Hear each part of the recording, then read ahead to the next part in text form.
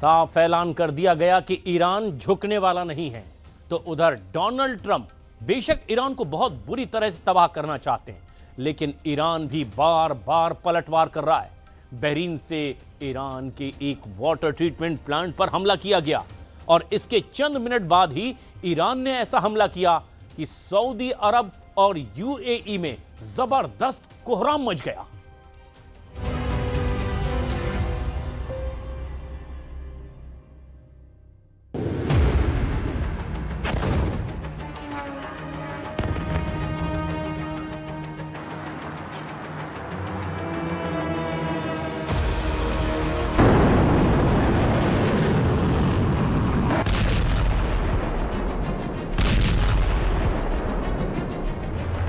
इस युद्ध में ईरान ने मैसेज दे दिया है।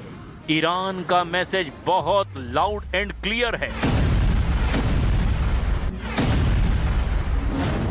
ईरान अपने दुश्मनों को बहुत मारेगा और ईरान अपने दुश्मनों को रोने भी नहीं देगा। आसमान में टिमटिमाती हुई मिसाइल देखिए, ये सऊदी अरब का प्रिंस सलमान एयरबेस है। और फिर सऊदी अरब का सबसे खास अड्डा जहां अमेरिकी सेना भी तैनात है, वहां हुआ अटैक। फिर देखिए,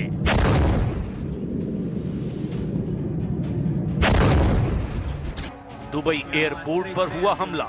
कामिकाज़े ड्रोन ने हवाई अड्डे पर एक हैंगर के पास किया ब्लास्ट। इस धुएं में इतनी ताकत है कि हर खाड़ी देश में टनों वजन का खौफ पैदा कर सकता है। अमेरिका और इजरायली हमलों को लगातार जवाब दे रहा है ईरान, और अब उसने ऐसा फैसला किया है जिसने खाड़ी देशों को राहत पहुंचाने की बजाय वहां बहुत ज्यादा बेचैनी पैदा कर दी है।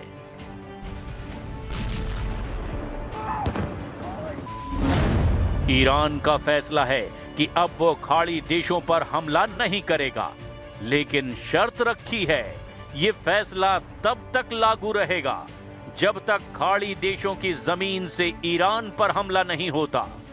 अब सवाल ये है, क्या अमेरिका इस शर्त को मानेगा? क्योंकि अमेरिका के ज्यादातर हमले खाड़ी देशों में मौजूद अड्डों से ही अंजाम दिए जा रहे हैं। قصد تجاوز به کشورهای همسایه نداریم. همان گونه که بارها و بارها گفتم اونا برادران ما هستن.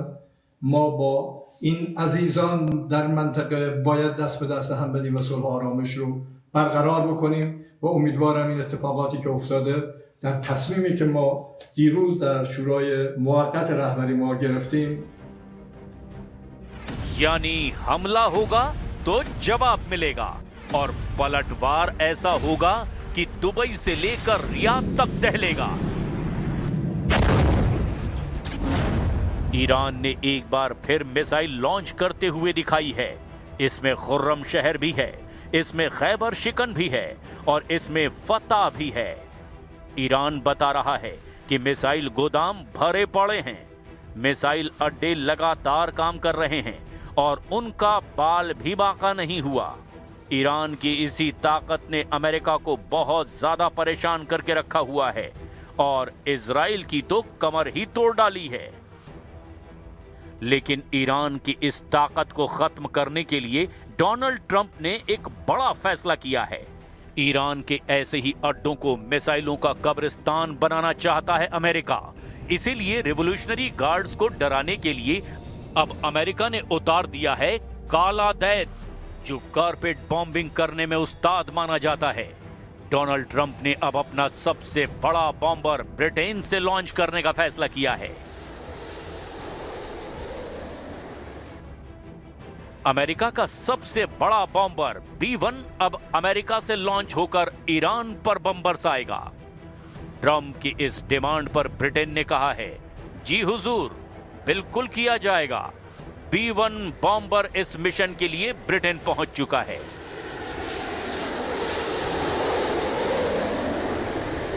अमेरिका के पास 60 से ज्यादा B-1 बॉम्बर हैं। ये 34,000 किलो के बम या 24 क्रूज मिसाइल लेकर उड़ सकता है। रफ्तार 1,500 किलोमीटर प्रति घंटा है। ये सुपरसोनिक रफ्तार है। B-1 बॉम्बर अमेरिका का सबसे भरोसेमंद और उसकी बॉम्बर्स वाली फ्लीट का वर्कहॉर्स कहा जाता है। ये सबसे तेज रफ्तार से उड़कर दुनिया की किसी भी लोकेशन पर पहुंच सकता है। ये ऐसा काला दैत्य है जो अकेले के दम पर कई मोर्चों पर ईरान की ताकत को एक झटके में खत्म कर सकता है। Because we are completely decimating them.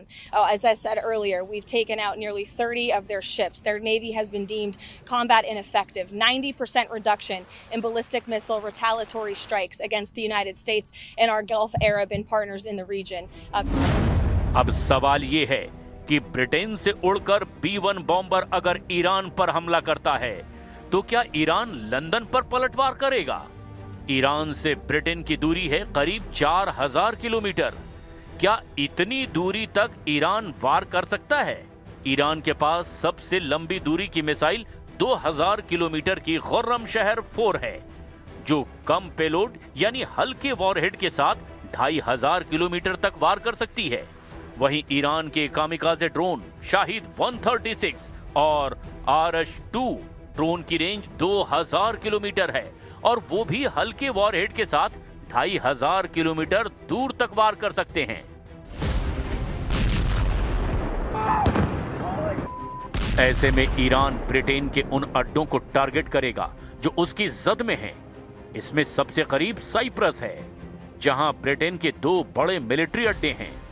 ये आराम से ईरान के मिसाइलों का टारगेट बन सकते हैं और ईरान ने वादा किया है कि अपने उन दुश्मनों के अड्डों को वो नहीं बख्शेगा जो अमेरिका के हमले लॉन्च करने में मदद करेंगे।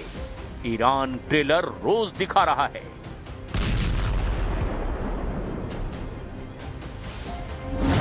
खाड़ी में अमेरिका की तमाम ताकत का जखीरा माने जाने वाले 3 अड्डे ईरान ने उड़ा डाले। पहला है कतर में अल उदैद एयरबेस, दूसरा है UAE में अल दाफरा एयरबेस और तीसरा है बहरीन में अमेरिका की 5वीं फ्लीट का हेडक्वार्टर। ये तीनों अरब वर्ल्ड में अमेरिकी सेना के नर्व सेंटर माने जाते हैं, या अब कहें कि माने जाते थे। که یه سری از گروه‌ها و یا جناح‌ها در فکر اینن که از این فرصت بخوان به خاک ما حمله کنن، این پیام رو میدن بهتره که بازیچه دست امپریالیسم نشن. ممکنه ما با هم اختلاف داشته باشیم، ممکنه ما با هم گلایه‌های داشته ईरान की मिसाइलों को लॉन्च करने वाले रिवोल्यूशनरी गार्ड्स को यह मैसेज पहुंच गया है और इनके कमांडरों ने भी कहा है कि खाड़ी देशों पर अब तब तक हमला नहीं होगा जब तक वहां से ईरान पर हमला नहीं किया जाता।